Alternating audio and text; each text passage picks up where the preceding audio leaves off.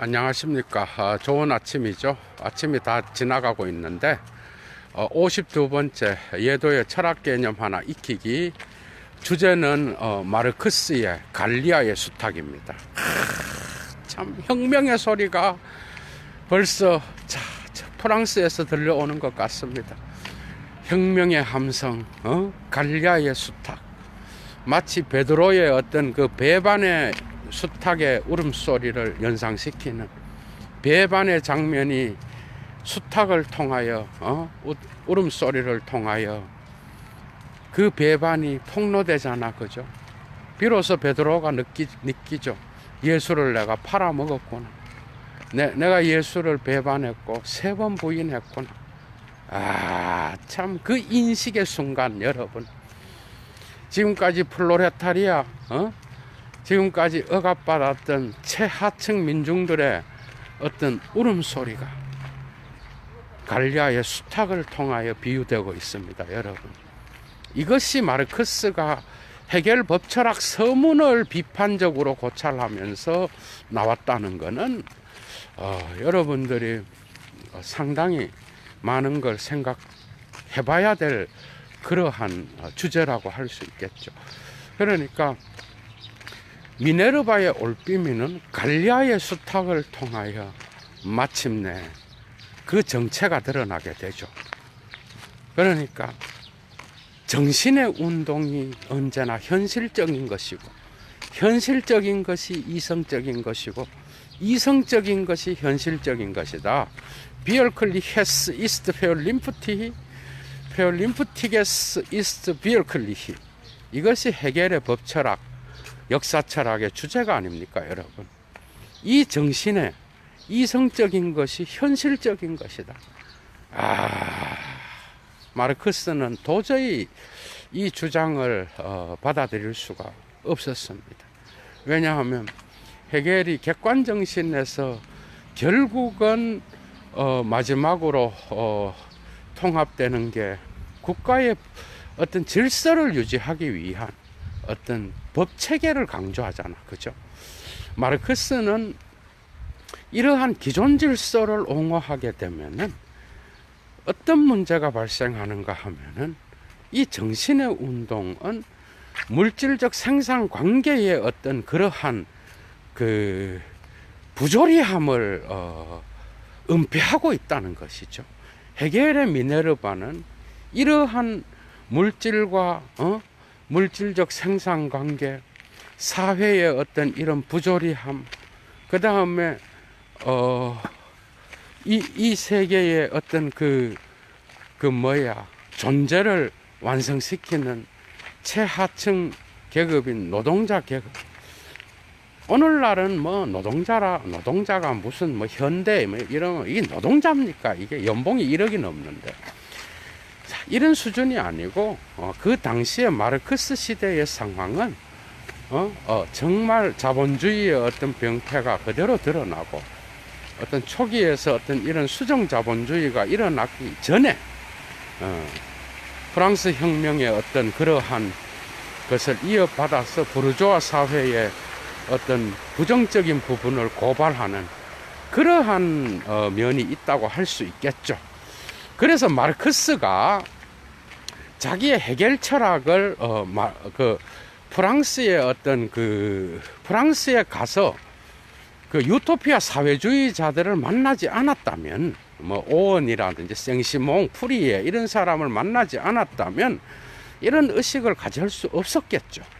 그런데 노동자와 그 다음에 노동주의 그러한 현실적인 부조리함을 보고 이런 물질적 생산 관계의 어떤 부조리함을 은폐하고 있는 그런 정신의 진보는 허황된 것이다. 그렇게 하면서 헤겔 법철학 서문에서 마르크스는 비로소 종교개혁을 이야기하기 시작합니다. 기가 막히죠. 루터의 개혁, 레포르마치오는 상당히 많은 르네상스와 더불어서 중세의 어떤 부패와 그 다음에 부정부패와 중세의 어떤 그러한 기독교적 왕국 안에서 일어났던 그러한 인간의 인간의 존엄성, 인간의 어떤 그러한 개인의 어떤 그런 것들을 교회의 어떤 통합적 하이어랄키 안에서 안으로 통합시켰던 그런 시대, 그런 시대의 종지부를 찍고 마침내 개인의 어떤 그 성서 읽기를 통하여 교회의 권위의 중심을 말씀으로 이동시켜서 이제는 정말 개인이 성서를 읽을 수 있고, 그래서 성서를 독일어로 번역했던 것이 루터의 위대한 업적이라고 할 수 있겠죠.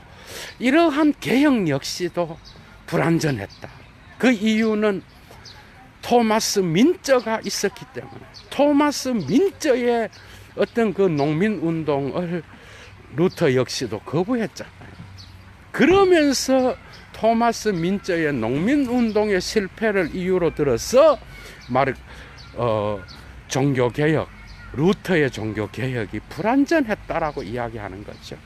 이러면서 해겔 법철학 서문을 현실적인 것은 이성적인 것이요, 이성적인 것은 현실적인 것이다, 이러한 주장이 얼마나 허구였는지를 마르크스는 그 당시 독일에서 프랑스를 왔다 갔다 하면서 알 수 있었다는 거죠. 유럽 사회 전체에서 일어나고 있는 이러한 프롤레타리아 계급의 억압의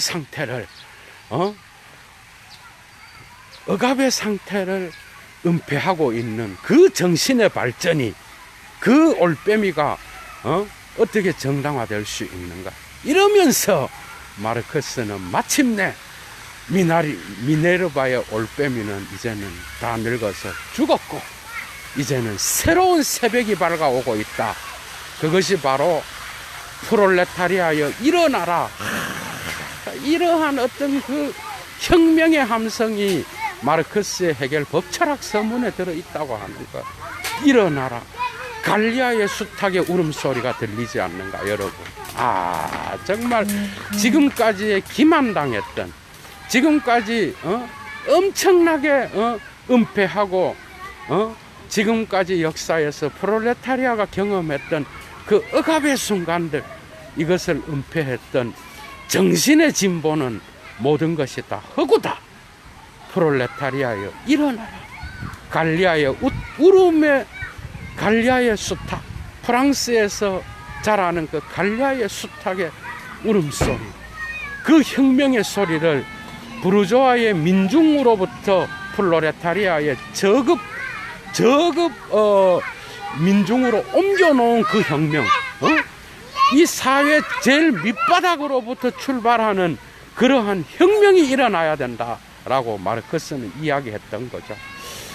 이것이 실패했던, 이것이 레닌을 통하여, 스탈린을 통하여, 김일성을 통하여 점점 도그마화되면서 마르크스주의가 점점 경직되어 갔던 것은 인정하지만, 그러나 마르크스의 책은 오늘날도 포스트 모던 철학자들에 의해서 재해석되고, 오늘날 자본주의 사회의 어떤 이런 것들을 마르크스를 비판적으로 재해석하고 하면서 지금도 이 갈리아의 수탉의 울음소리는 혁명이 필요한 곳에서 계속 울려 퍼지고 있다는 것, 여러분들 꼭 기억하시기 바랍니다.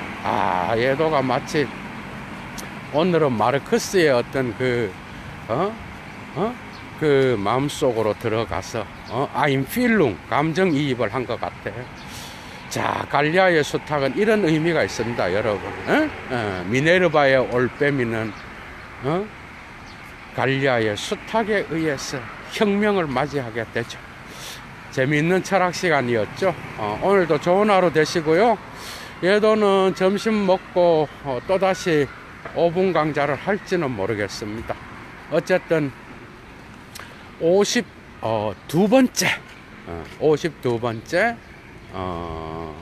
50번째인가 51번째 시간 52번째죠. 52번째